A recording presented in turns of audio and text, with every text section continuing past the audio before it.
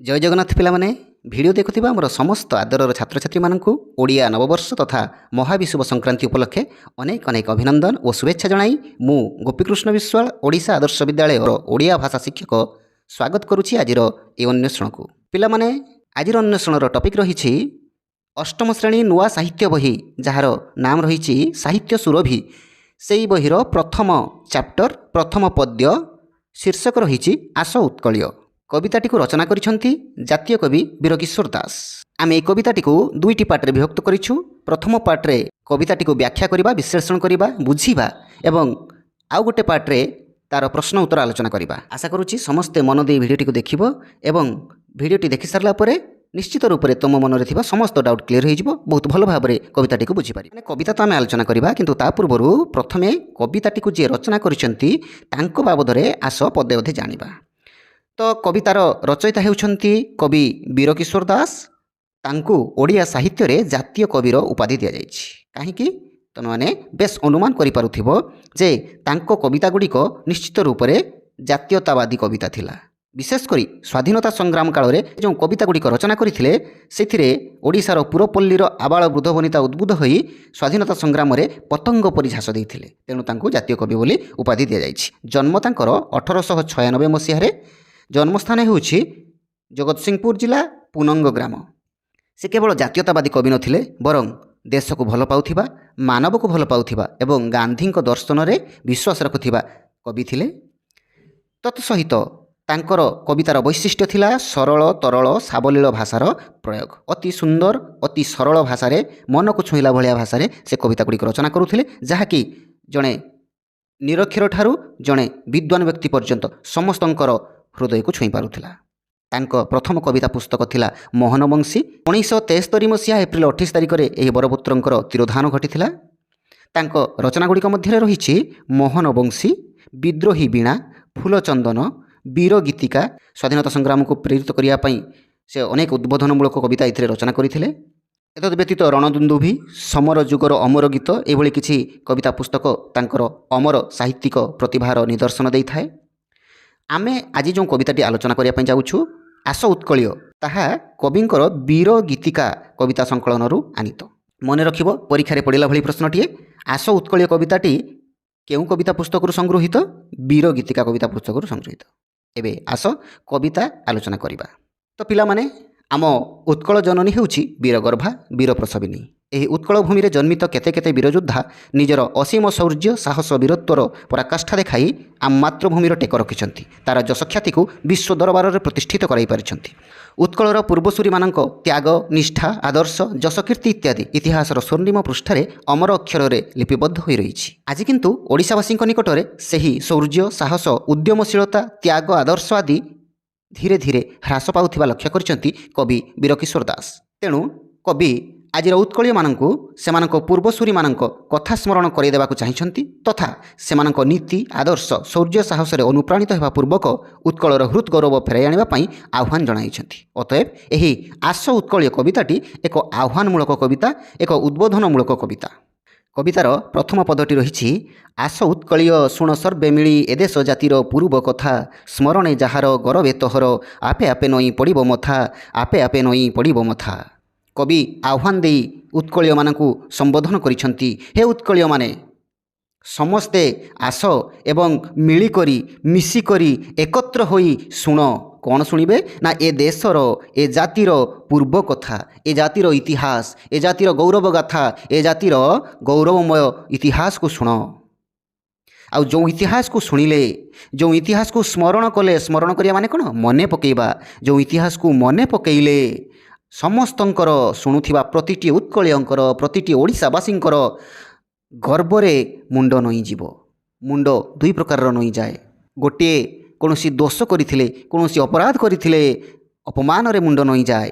आउ थरे मुंड नई जाए जदि तम सम्मुखरे केही प्रचंड प्रतिभाधारी प्रचंड सम्मानर अधिकारी व्यक्ति थांती तांको प्रति भक्ति रे तांको प्रति सम्मान रे मुंड नई जाए। एठी आम देशर आम जातिर आम उत्कलर पूर्वसूरी मानक कथा कह जाइछि, जहाँकर असीम त्याग शौर्य वीरत्व सामने आम समस्तंकर मुंड भक्ति रे आम समस्तंकर मुंड सम्मान रे नई जीव। ବକ୍ସି ଜଗବନ୍ଧୁ ଚନ୍ଦନ ହଜୁରୀ ଗଲେଣି ଉଭେଇ ଅମର ପଥେ ଯଶ କି ତାଙ୍କର ହେବ କି ମଳିନ ଅମଳିନ ପରା ତାହା ଜଗତେ ଅମଳିନ ପରା ତାହା ଜଗତେ।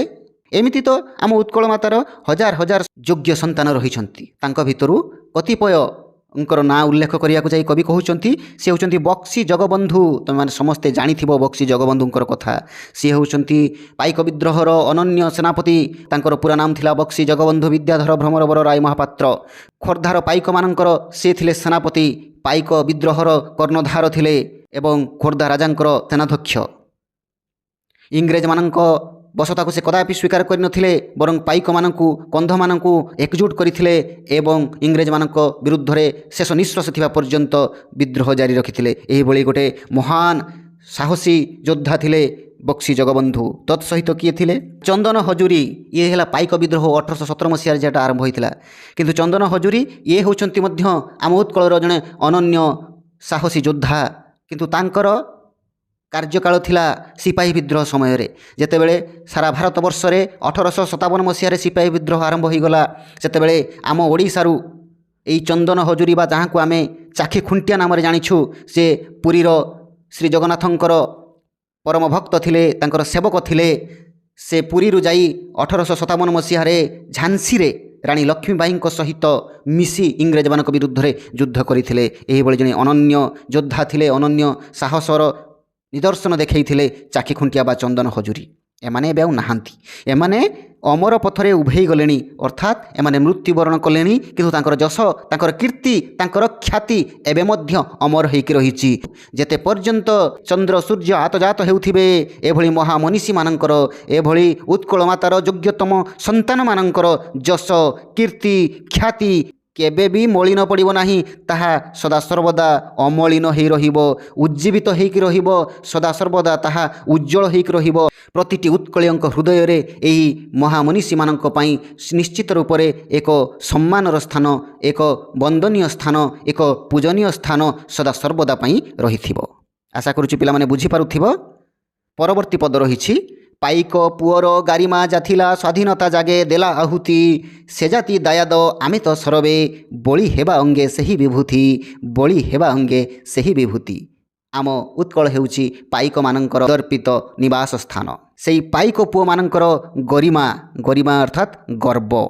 ସେହି ପାଇକ ପୁଅମାନଙ୍କର ଗର୍ବ ଥିଲା ତାଙ୍କର ସାହସ, ଗର୍ବ ଥିଲା ତାଙ୍କର ଧନୁତୀର, ଗର୍ବ ଥିଲା ତାଙ୍କର ଢାଲ ବର୍ଚ୍ଛା, ଗର୍ବ ଥିଲା ତାଙ୍କର ଶୌର୍ଯ୍ୟ ବୀରତ୍ୱ, ଗର୍ବ ଥିଲା ମାତୃଭୂମିକୁ ରକ୍ଷା କରିବାର ତାଙ୍କ ଭିତରେ ଯେଉଁ ଉନ୍ମାଦନା, ଏସବୁ ଥିଲା ପାଇକ ପୁଅର ଗର୍ବ, ଏସବୁ ଥିଲା ପାଇକ ପୁଅର ଗୌରବ। ପାଇକ ପୁଅଟି ଦିନେ ତାର ଏହିସବୁ ଗର୍ବ ଗୌରବକୁ ଆୟୁଧ କରି ନିଜର ଜୀବନକୁ ସ୍ୱାଧୀନତାର ଯଜ୍ଞରେ ଆହୁତି ଦେଇଥିଲା। ଜାଗେ, ଜାଗେ ମାନେ ଯଜ୍ଞରେ, ଜାଗ ଶବ୍ଦର ଅର୍ଥ ହେଉଛି ଯଜ୍ଞ, ଜାଗେ ମାନେ ଯଜ୍ଞରେ, ସ୍ୱାଧୀନତା ରୂପକ ଯଜ୍ଞରେ ପାଇକ ପୁଅଟି ତାର ସମସ୍ତ ବୀରତ୍ୱ, ସାହସ, ଶୌର୍ଯ୍ୟ ବଳିଦାନ ଦେଇ ଏ ମାତୃଭୂମିକୁ ରକ୍ଷା କରିବାର ସଂକଳ୍ପ ନେଇଥିଲା। ସେହି ପାଇକ ପୁଅର ଦାୟାଦ ହେଉଛୁ ଆମେ। ତେଣୁ ସେଭଳି ସାହସୀ ଜାତିର ଉତ୍ତର ପିଢ଼ି ହିସାବରେ କବି ଆହ୍ୱାନ ଦେଇଛନ୍ତି, ହେ ଉତ୍କଳୀୟମାନେ ସମସ୍ତେ ଆସ, ସରବେ ମାନେ ସର୍ବେ, ସମସ୍ତେ ଆସ, ଆମ ଦେହରେ ସେଇ ବିଭୂତିକୁ ବୋଳି ହେବା। ବିଭୂତି କ'ଣ? ପାଉଁଶ। ବିଭୂତିର ଅର୍ଥ ହେଉଛି ପାଉଁଶ। କେଉଁ ପାଉଁଶକୁ ବୋଳି ହେବାରେ? ସେଇ ସ୍ୱାଧୀନତା ଯଜ୍ଞର ପାଉଁଶ। ଏଠି ୟାକୁ ଗୋଟିଏ ପ୍ରତୀକାତ୍ମକ ଭାବରେ କୁହାଯାଇଛି। ସ୍ୱାଧୀନତା ତ ଗୋଟେ ପ୍ରକୃତରେ ଯଜ୍ଞ ହେଉନଥିଲା, ତାହାକୁ ପ୍ରତୀକାତ୍ମକ ଭାବରେ ସମ୍ବନ୍ଧିତ କରାଯାଇଛି ଯଜ୍ଞ ସହିତ। ସ୍ୱାଧୀନତା ରୂପକ ଯଜ୍ଞରେ ଆମ ପାଇକ ପୁଅମାନେ ତାଙ୍କର ଶୌର୍ଯ୍ୟ, ତାଙ୍କର ସାହସକୁ ବଳିଦାନ ଦେଇଥିଲେ। ତାଙ୍କର ଧନୁତୀର ବର୍ଚ୍ଛା ଖଣ୍ଡାରେ ଶତ୍ରୁମାନଙ୍କର ଶିର କଟେଇ ମାତୃଭୂମିର ରକ୍ଷା କରିବାର ସଂକଳ୍ପ ନେଇଥିଲେ। ସେଭଳି ଏକ ସାହସିକ, ସେଭଳି ଏକ ବୀରତ୍ୱ ଭରା ପୂର୍ବପୁରୁଷମାନଙ୍କର ଆମେ ହେଉଛୁ ଉତ୍ତରଦାୟାଦ।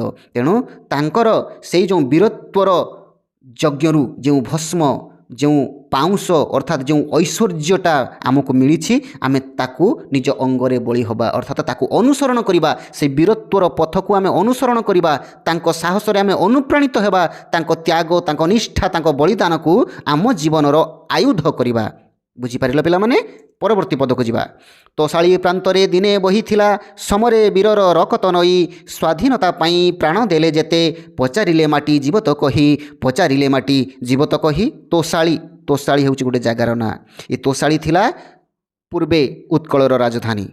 ତାର ସ୍ଥିତି ହେଉଛି ଧଉଳି ପାହାଡ଼, ଖଣ୍ଡଗିରି, ଭୁବନେଶ୍ୱର ଏଇ ପାଖାପାଖି ଅଞ୍ଚଳରେ ତୋଷାଳୀ ଗୋଟିଏ ସମୃଦ୍ଧ ସହର ଥିଲା, ଉତ୍କଳର ରାଜଧାନୀ ଥିଲା ଦିନେ। ତ ସେଇ ତୋଷାଳୀ ପ୍ରାନ୍ତରେ ଦିନେ ବହିଥିଲା ସମରେ ବୀରର ରକତ ନଈ। ତୁମେମାନେ ସବୁ ଜାଣିଥିବ ମଗଧ ସମ୍ରାଟ ଅଶୋକ ଯେବେ କଳିଙ୍ଗ ଆକ୍ରମଣ କରିଥିଲେ, ଏ କଳିଙ୍ଗ ସେତେବେଳେ ରାଜାଶୂନ୍ୟ ଥିଲା ମଧ୍ୟ କଦାପି ଅଶୋକଙ୍କ ନିକଟରେ ନିଜକୁ ଆତ୍ମସମର୍ପଣ କରିଦେଇ ନଥିଲା। ଆବାଳ ବୃଦ୍ଧ ବନିତା ସମସ୍ତେ ଅଶୋକଙ୍କର ସେ ବିଶାଳ ସେନାବାହିନୀର ମୁକାବିଲା କରିଥିଲେ। ନିଜର ରକ୍ତରେ ଏ ଦୟା ନଦୀର ଜଳକୁ ରକ୍ତାକ୍ତ କରିଦେଇଥିଲେ। ନାଲି ପଡ଼ିଯାଇଥିଲା ଦୟା ନଦୀର ସେ ଜଳ। ତେଣୁ କବି କହୁଛନ୍ତି ତୋଷାଳୀ ପ୍ରାନ୍ତରେ ଦିନେ ବହିଥିଲା ସମରେ ବୀରର ରକତ ନଈ। ବୀରର ରକ୍ତରେ ନଦୀ ବହିଯାଇଥିଲା। କେବଳ ଗୋଟିଏ ଉଦ୍ଦେଶ୍ୟ ଥିଲା, ଆମ ଜନ୍ମଭୂମିର ରକ୍ଷା କରିବା, ଆମ ମାତୃଭୂମିର ରକ୍ଷା କରିବା। ଏବଂ ସେହି ଉତ୍କଳର ସନ୍ତାନମାନେ ପୁଣି ଯେତେବେଳେ ଇଂରେଜମାନଙ୍କ ସହିତ ସ୍ୱାଧୀନତା ସଂଗ୍ରାମର ବେଳ ଆସିଲା, ସେମାନେ ମଧ୍ୟ ଅଗ୍ରଭାଗରେ ରହିଥିଲେ। ସେମାନେ ମଧ୍ୟ ନିଜର ଧନ ଜନ ସବୁକିଛି ଉତ୍ସର୍ଗ କରିଦେଇ ସ୍ୱାଧୀନତା ସଂଗ୍ରାମରେ ଝାସ ଦେଇଥିଲେ। କେତେ କେତେ ପ୍ରାଣ ଦେଇଥିଲେ, ତା'ର କଳନା ନାହିଁ।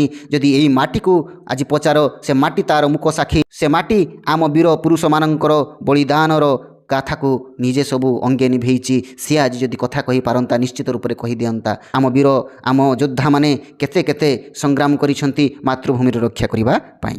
ପରବର୍ତ୍ତୀ ପଦ ରହିଛି କ'ଣ ନା, ଶାନ୍ତି ମୈତ୍ରୀ ପ୍ରୀତି ପୂତ ବାଣିଜ୍ୟ ହିଁ ସ୍ଫୁରୁଥିଲା ପ୍ରତି ଅନ୍ତର ଭରି। ଅହିଂସା ମନ୍ତ୍ରରେ ଦେଲା ଯେଉଁ ଦୀକ୍ଷା, କାହିଁ କେଉଁ ଦେଶ ହେବ ତା ସରି। ଆମର ଏ ଉତ୍କଳ ଭୂମି ଇଏ ହେଉଛି ଶାନ୍ତିର ବାଣୀ ପ୍ରଚାର କରେ, ଇଏ ମୈତ୍ରୀର ମିତ୍ରତାର ବାଣୀ ପ୍ରଚାର କରେ, ଇଏ ପ୍ରୀତିର ଭଲ ପାଇବାର ବାଣୀ ପ୍ରଚାର କରେ। ପୂତ ମାନେ ହେଉଛି ପବିତ୍ର।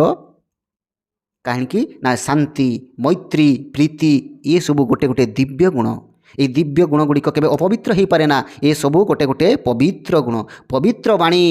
ଏ ମାଟିରେ ଥରେ ଯିଏ ପାଦ ଦେଇଛି ନା, ଏ ମାଟି ତାକୁ ଶିଖେଇଛି ଶାନ୍ତିର ଗୁଣ। ଏ ମାଟି ତା କାନରେ କହିଛି ମୈତ୍ରୀର ବାଣୀ। ଏ ମାଟି ତା ମନରେ ଭରିଛି ଭଲ ପାଇବାର କଥା। ତେଣୁ ସ୍ଫୁରୁଥିଲା ମାନେ ଫୁଟି ଉଠୁଥିଲା, ସ୍ଫୁରୁଥିଲା ମାନେ ଫୁଟି ଉଠିଥିଲା ପ୍ରତି ଅନ୍ତର ଭରି। ପ୍ରତିଟି ଅନ୍ତରରେ ଏ ଉତ୍କଳରେ ବସବାସ କରୁଥିବା, ଏ ଉତ୍କଳକୁ ଆଗମନ କରୁଥିବା ପ୍ରତିଟି ଲୋକର ହୃଦୟରେ ଶାନ୍ତି ମୈତ୍ରୀ ପ୍ରୀତିର ପବିତ୍ର ବାଣୀ ଫୁଟି ଉଠିଥିଲା।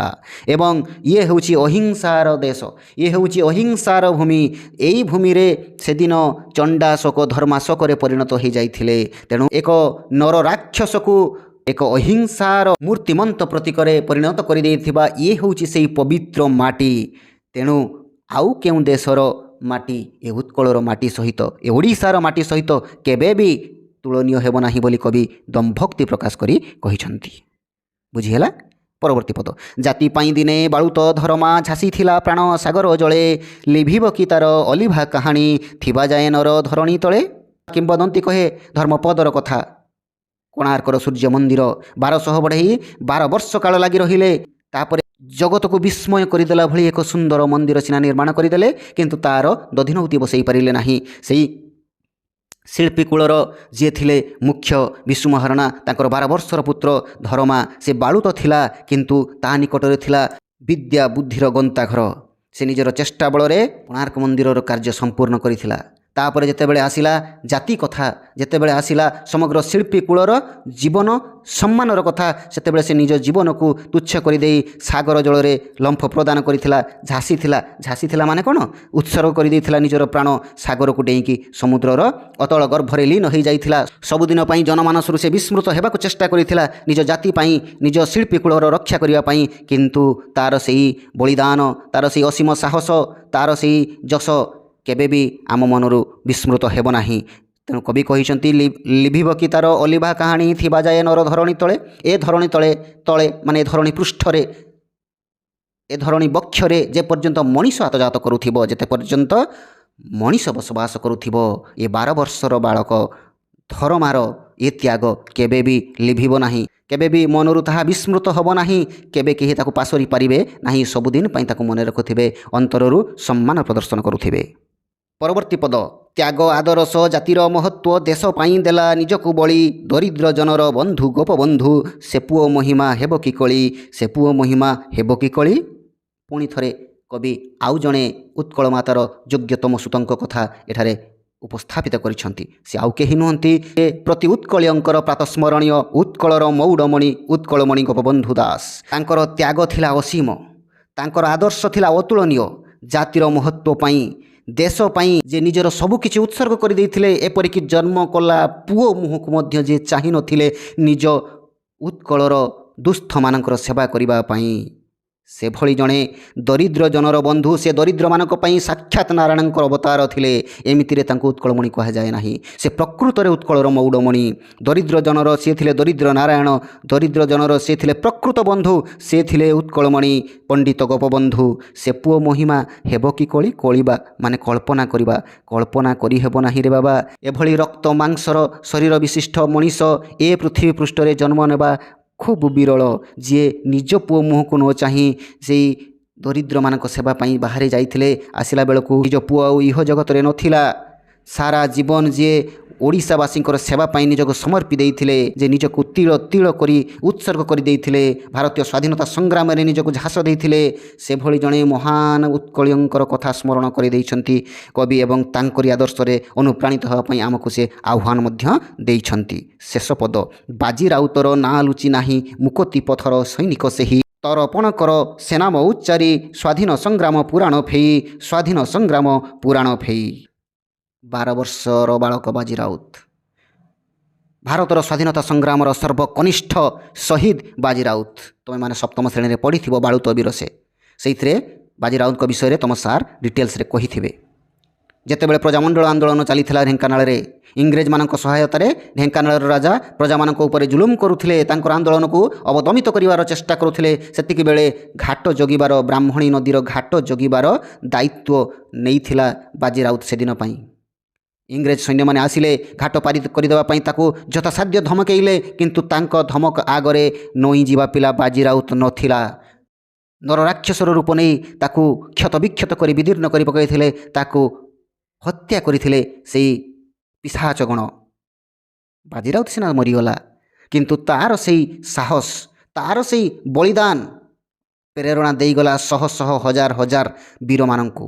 ତେଜି ଉଠିଲା ପ୍ରଜାମଣ୍ଡଳ ଆନ୍ଦୋଳନ, ଶେଷରେ ସଫଳ ମଧ୍ୟ ହେଲା। ତେଣୁ ବାଜି ରାଉତ ମରିଯାଇଥିଲେ ମଧ୍ୟ ନାଁ ତାର କେବେ ଲୁଚି ନାହିଁ କିମ୍ବା ଲୁଚିବାର ନାହିଁ। ସେ ଥିଲା ମୁକତି ପଥର ସୈନିକ, ଅର୍ଥାତ୍ ସ୍ୱାଧୀନତା ସଂଗ୍ରାମର ସେ ଥିଲା ସିପାହୀ। ଦେଶକୁ ସ୍ୱାଧୀନ କରିବା ପାଇଁ, ନିଜ ଦେଶବାସୀଙ୍କର ଗୋଡ଼ରୁ ପରାଧୀନତାର ଶୃଙ୍ଖଳକୁ ଛିନ୍ନ କରିବା ପାଇଁ ସେ ଥିଲା ସଂକଳ୍ପବଦ୍ଧ। ତେଣୁ ହେ ଉତ୍କଳୀୟମାନେ, ସେଭଳି ଜଣେ ମହାନ ବୀର, ମହାନ ଯୋଦ୍ଧାର ନାମ ଉଚ୍ଚାରଣ ପୂର୍ବକ ତର୍ପଣ କର। ତରପଣ ମାନେ ତର୍ପଣ, ତର୍ପଣର ଆକ୍ଷରିକ ଅର୍ଥ ହେଉଛି ଦେବତାମାନଙ୍କ ଉଦ୍ଦେଶ୍ୟରେ ବା ଋଷିମାନଙ୍କ ଉଦ୍ଦେଶ୍ୟରେ ବା ପିତୃପୁରୁଷଙ୍କର ଉଦ୍ଦେଶ୍ୟରେ ଯେଉଁ ଜଳଦାନ କରାଯାଏ, ତାଙ୍କ ଆତ୍ମା ତୃପ୍ତି ପାଇଁ ଯେଉଁ ଦାନ କରାଯାଏ, ତାକୁ ଆମେ ତର୍ପଣ ବୋଲି କହିଥାଉ।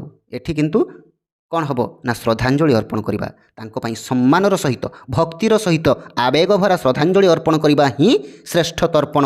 ତେଣୁ କବି ଆହ୍ୱାନ ଜଣାଇଛନ୍ତି, ହେ ଉତ୍କଳୀୟମାନେ, ହେ ଓଡ଼ିଶାର ନରନାରୀଗଣ, ତମେ ସେହିଭଳି 12 ବର୍ଷର ଜଣେ ଅଦମ୍ୟ ସାହସୀ ଯୋଦ୍ଧା, ସ୍ୱାଧୀନତା ସଂଗ୍ରାମର ସର୍ବକନିଷ୍ଠ ଶହୀଦ ବାଜି ରାଉତଙ୍କ ନାଁ ସ୍ମରଣ କରି ତାର ଆତ୍ମାର ସଦ୍ଗତି ପାଇଁ ତମେ ତର୍ପଣ କର। ନିଜର ଭକ୍ତିକୁ, ନିଜର ସମ୍ମାନକୁ ତା ପ୍ରତି ଅର୍ପଣ କର ଏବଂ ଦେଖ ସ୍ୱାଧୀନତା ସଂଗ୍ରାମର ପୁରାଣ, ସ୍ୱାଧୀନତା ସଂଗ୍ରାମର ଇତିହାସକୁ ଫେଇ, ଫେଇ ମାନେ କ'ଣ?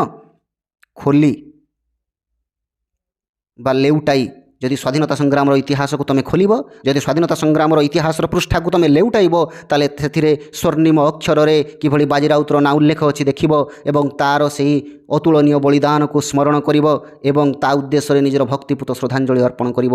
ଏହି ଆଶା ରଖି କବି ଉତ୍କଳୀୟମାନଙ୍କୁ ଉଦ୍ବୋଧନ ଦେଉଛନ୍ତି, ଆହ୍ୱାନ ଜଣାଉଛନ୍ତି, ହେ ଉତ୍କଳୀୟମାନେ, ଆମ ଉତ୍କଳ ହେଉଛି ବୀର ପ୍ରସବିନୀ, ବୀର ଗର୍ଭା। ତେଣୁ ତାର ସେହି ବୀର ସନ୍ତାନମାନଙ୍କୁ ତୁମେ ସ୍ମରଣ କର, ତାଙ୍କର ଯେଉଁ ଅତୁଳନୀୟ ଯଶ କୀର୍ତ୍ତି ରହିଛି ଏଥିରୁ ତୁମେ ପ୍ରେରଣା ଲାଭ କର।